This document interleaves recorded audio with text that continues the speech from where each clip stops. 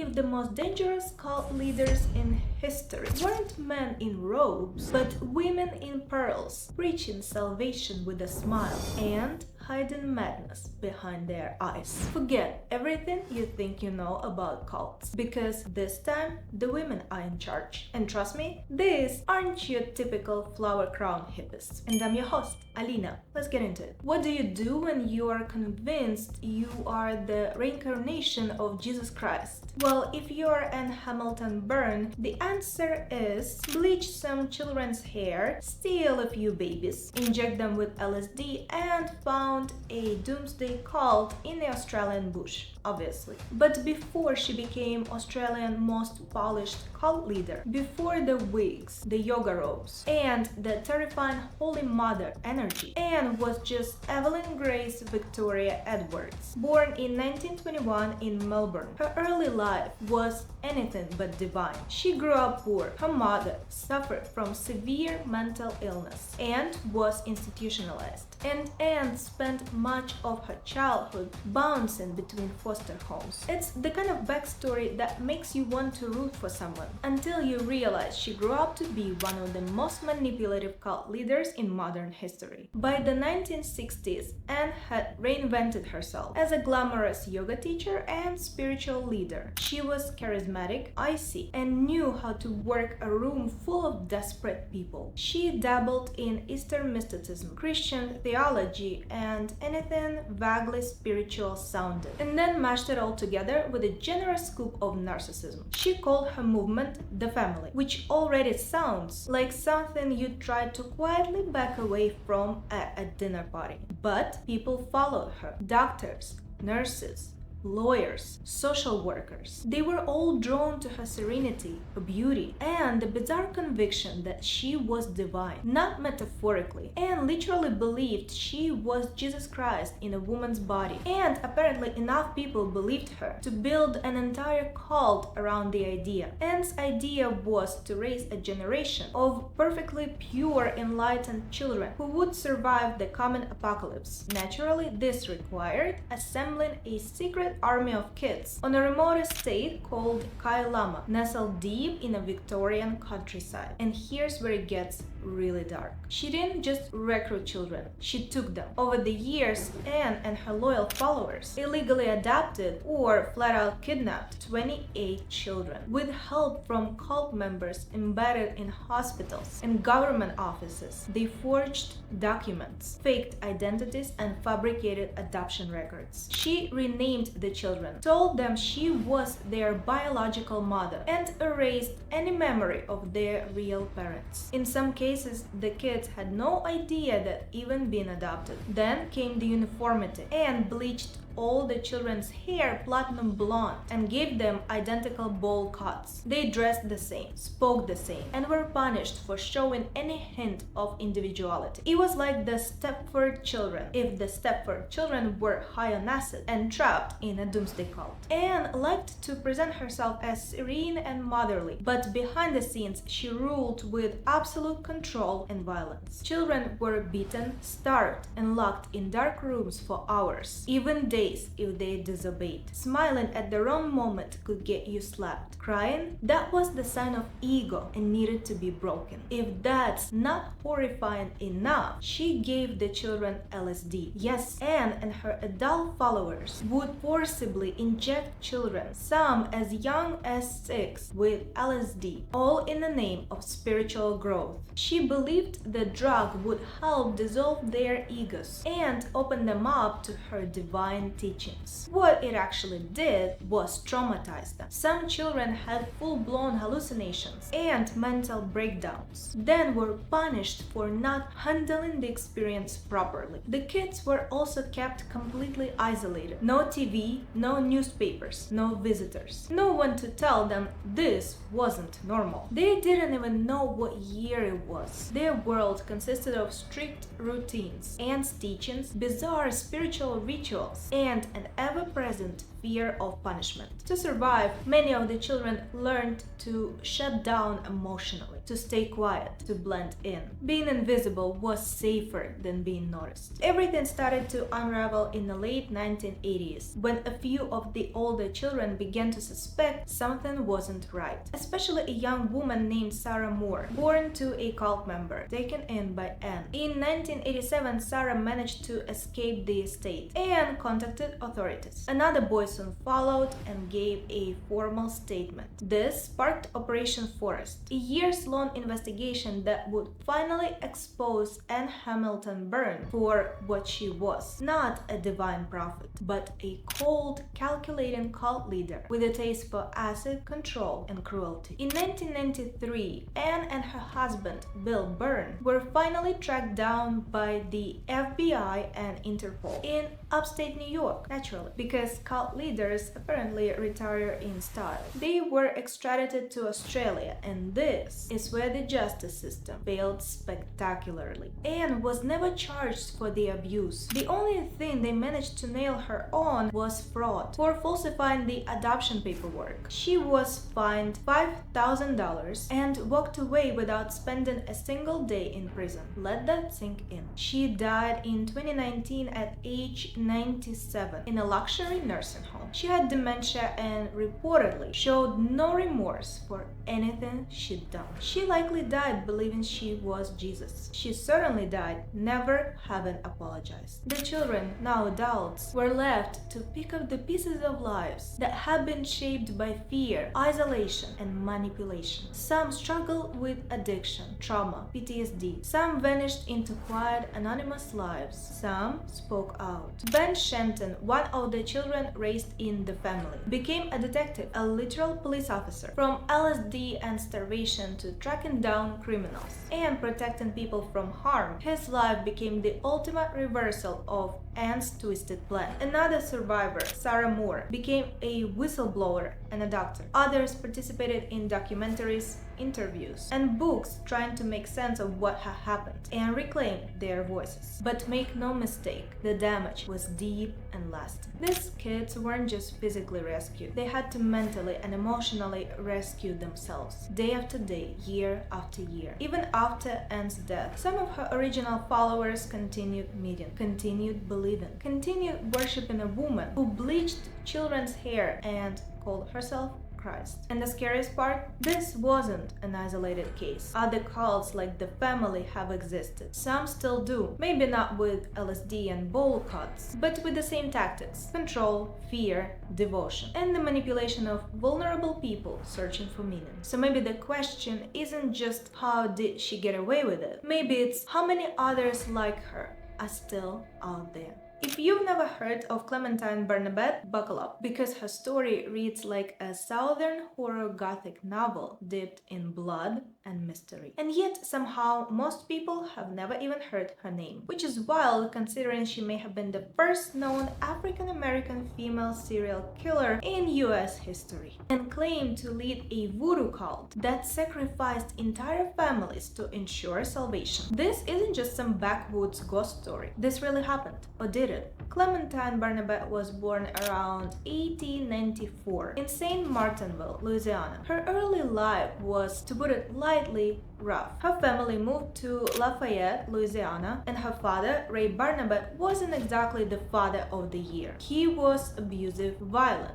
and reportedly involved in dark spiritual practices, which really sets the stage for the whole "my daughter grows up to become the high priestess of a voodoo death cult" thing. Clementine and her family lived in poverty, and like many people in the region at the time, they were deeply religious. But this wasn't Sunday school religion. This was Southern spiritualism, a blend of Christianity, folk beliefs, and in some cases Haitian-style voodoo, which had made its way through the Gulf via New Orleans and the Caribbean. Somewhere in that mix, something twisted took root. Around 1909, a mysterious offshoot of a larger religious movement called the Church of Sacrifice began operating in Louisiana and East Texas. It supposedly supposedly promised redemption through blood, and not metaphorically. The group believed that killing entire families would secure your place in heaven. Yes, you heard that right. They preached that if you murdered sinners, particularly families, you'd be washed clean in the eyes of God. The cult allegedly operated under the umbrella of the larger Christ's sanctified Holy Church, which, to be clear, was not into mass murder. But this splinter group, total blood cult energy. And Clementine, she didn't just attend, she claimed to lead it. From 1911 to 1912, an entire region in the American South was rocked by a series of gruesome ritualistic murders. At least 12 families were brutally slaughtered. Whole households, often hacked to death in their sleep with an axe. No survivors.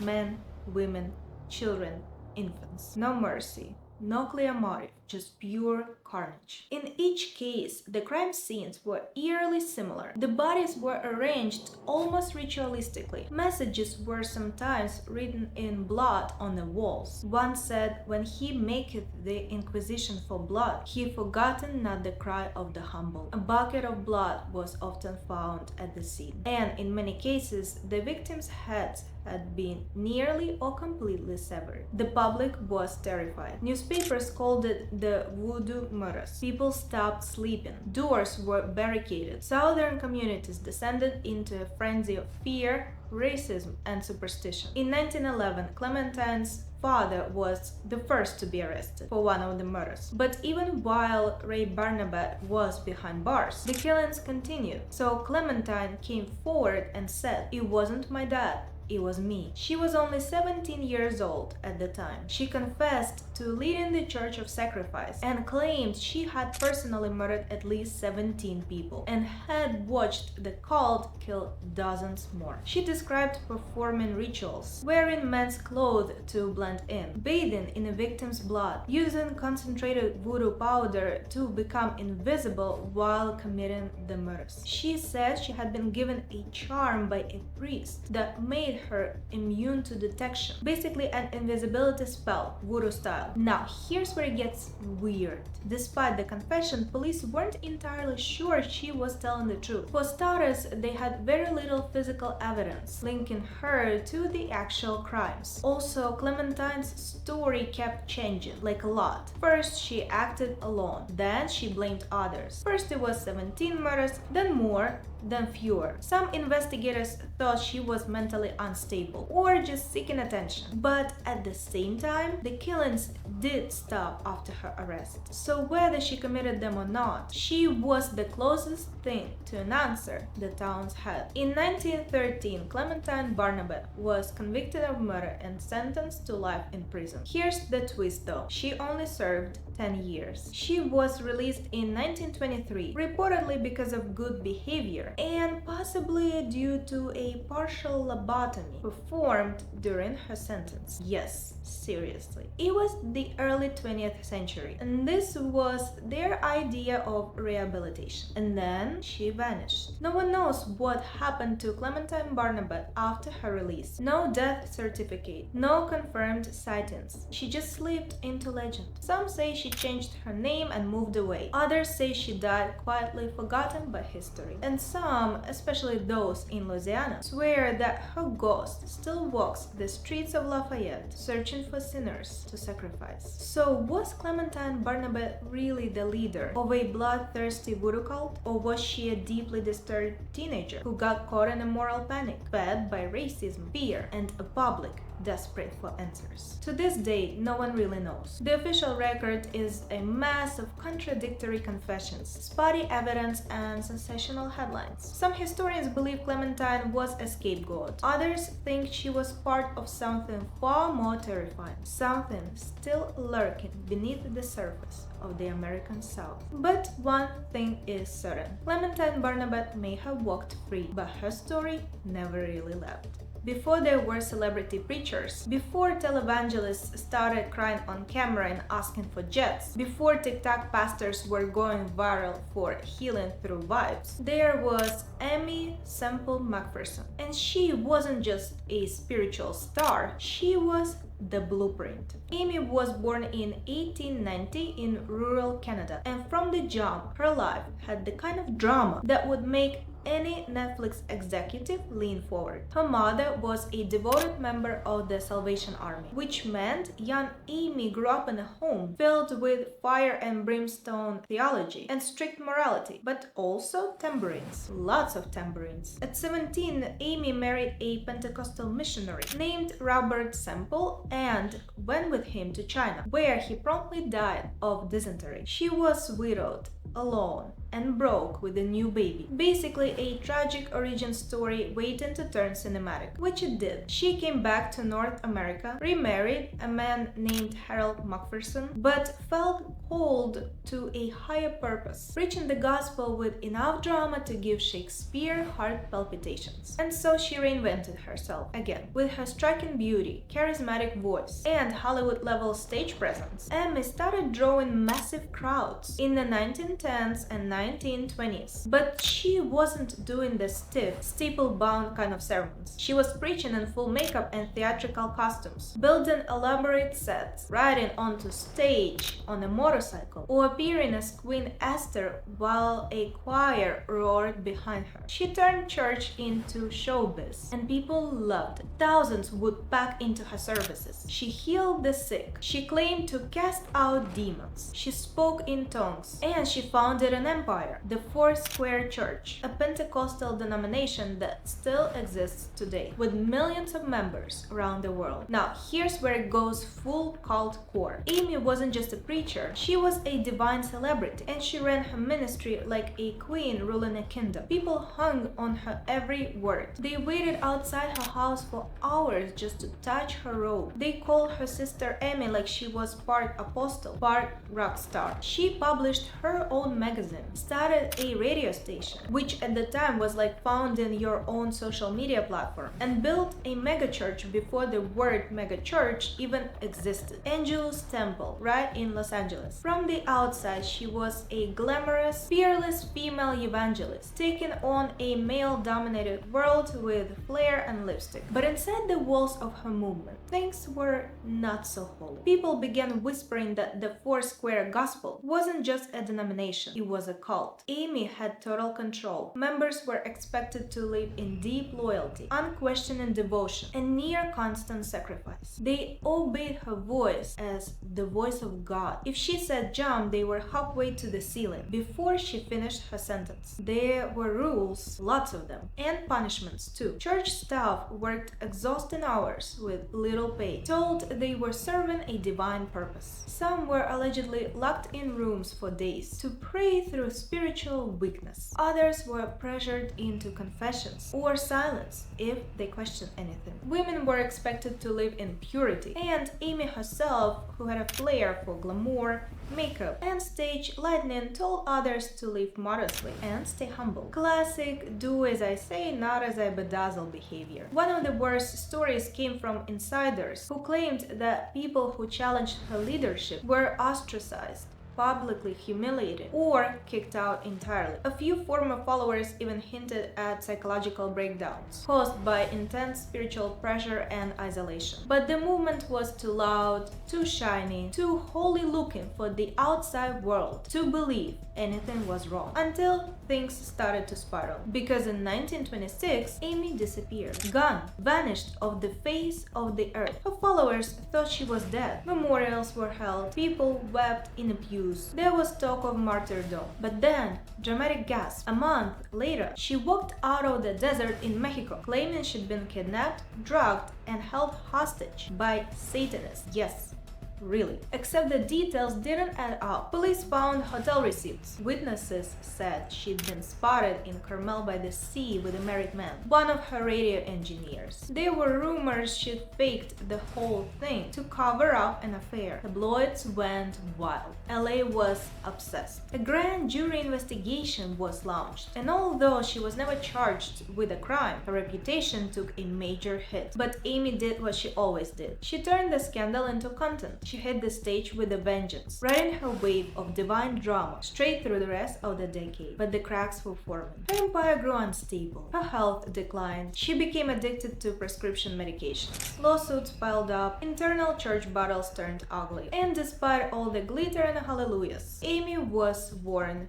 thin. In 1944, she was found dead in her hotel room from an overdose of sleeping pills. Officially ruled accident, though many still believe it was suicide. She was 53. Her death was the final act of a life that was part gospel, part theater, and part psychological warfare. She'd built a spiritual empire, but she ruled it like a diva on a throne of incense and paranoia. Was she a prophet, a narcissist, a broken woman playing God? Maybe all of the above. The Foursquare Church survived her. It still exists. It's been scrapped and rebranded, now far more corporate and far less sensational. But the bones of what Aimee built are still there. The blend of charisma, spectacle, devotion, and strict theology. It's a formula that never really goes out of style. And maybe the most haunting part is that Aimee didn't just influence religion. She helped invent a brand of spiritual celebrity culture that still shapes churches, cults, and charismatic leaders to this day. So next time you see a glowing preacher on stage in full glam, riding a metaphorical white horse with a backup choir and 4K project screens behind him, you can thank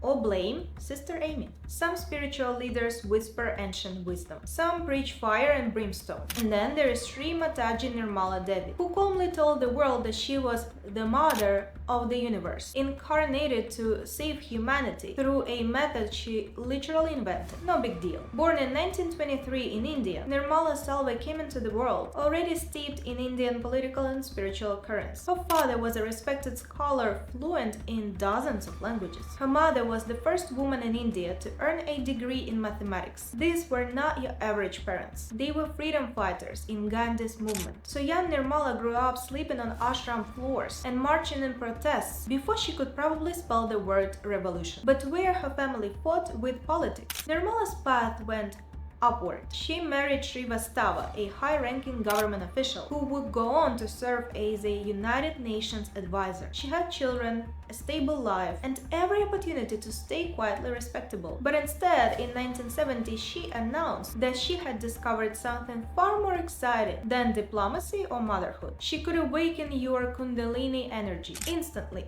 painlessly, in one sitting. No years of yoga required. And with that, Sahaja Yoga was born. The word Sahaja means spontaneous or born with you. And according to Shri Mataji, she wasn't just a spiritual guide. She was a fully realized divine being sent to earth to help the rest of us awaken our true spiritual selves. She taught that every person has a dormant energy at the base of their spine, the Kundalini, that, when awakened, rises through the chakras, purifying the soul and connecting the person to divine consciousness. Sounds peaceful enough, right? Well, kind of, at first. In the 1970s and 1980s, Sahaja Yoga spread rapidly, especially in the West, where people were hungry for Eastern wisdom, but also not thrilled about spending 15 years meditating in a cave. Shri Mataji had charisma, grace, she wore flowing saris, gave off powerful mom energy, and offered something unique: instant spiritual awakening. Absolutely free. Yep, free. No money up front, no secret fees, no chakra crystals sold in a lobby. Just sit down, feel your energy rise, and poof, you're enlightened. It was brilliant marketing, even if she never called it that. But as Sahaja Yoga grew, things started to get weird. Shri Mataji wasn't just awakening people's chakras. She was also claiming that she was the Divine Mother, the eternal feminine energy behind every major religion. Hindus knew her as the Adi Shakti. For Christians, she was the Holy Spirit. For Buddhists, same woman, different outfit. Her followers believed she wasn't just channeling divine energy, she was it. And suddenly this peaceful meditation movement was starting to look more and more like a cult. Here's what life inside Sahaja Yoga looked like for hardcore devotees. First, once you had your self-realization, you were encouraged to attend weekly meditations, follow the teachings, and surrender. Not metaphorically, literally. Surrender to Shri Mataji,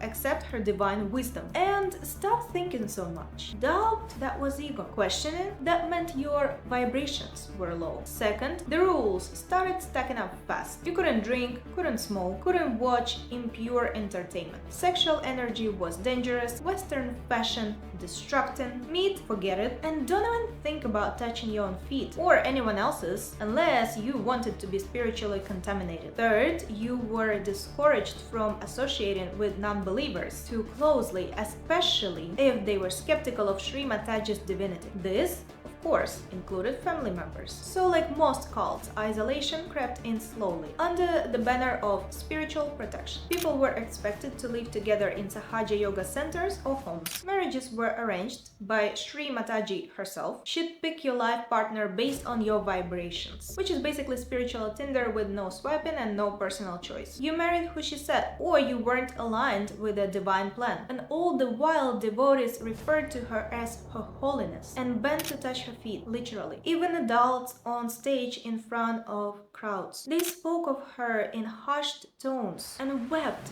when she left the room. It was devotion, but it was also spiritual dependency, carefully shaped by years of mystical authority and unconditional obedience. But it wasn't all incense and sitars. There were stories, some disturbing, that began to surface. Former followers reported psychological manipulation, forced separation from families, emotional coercion, and shaming of people who experienced mental health issues, depression, anxiety, illness. These were blamed on bad vibrations or spiritual impurity. There were reports of children growing up in Sahaja communities being told their mother was less important than Shri Mataji. Some children said they were told not to speak too much, not to play loudly, not to express emotion, because it would disrupt the energy of the collective. Others were subjected to intense prayer rituals, made to confess impure thoughts, or shunned by peers if they struggled. Still others talked about burnout, exhaustion, trying so hard to be pure and still feeling like they were never good enough. And while Shri Mataji never asked for money directly, devotees were strongly encouraged to donate, volunteer, travel across the world to see her, and spend thousands attending Sahaja Yoga events, because you can't put a price on enlightenment. But somehow there was always a fee involved. As she got older, her speeches became more rambling, more chaotic. She talked about global purification, about disease being caused by moral impurity, about demonic forces infiltrating society. She railed against feminism, science, mental health, medications, and Western values, while living a very comfortable life in Western cities, chauffeured by devoted followers and housed in luxury. She died in 2011 at the age of 87 in Italy, surrounded by her inner circle, still considered by thousands to be divine. To this day, Sahaja Yoga is still active, with centers around the world, sleek websites, free meditations, and posters of Shri Mataji hung like saintly icons in every hall. Her speeches are played on loop, her photos are meditated on, her teachings are shared like gospel. And yet, many who left the movement describe it not as a joyful awakening, but a long, slow disconnection from the self, a loss of autonomy, a fear of thinking independently, a kind of spiritual guilt that followed them long after they walked away. Was she a fraud, a diluted spiritual visionary, a loving grandmother figure with a messiah complex? That depends on who you ask. But one thing is clear. Shri Mataji didn't just create a meditation method. She created a global system of belief with all the signs of spiritual devotion and all the warning signs of something deeper, darker, and far harder to escape. Now, thank you for watching. If you like this video, make sure to check out this video right here, and I'll see you there. Bye!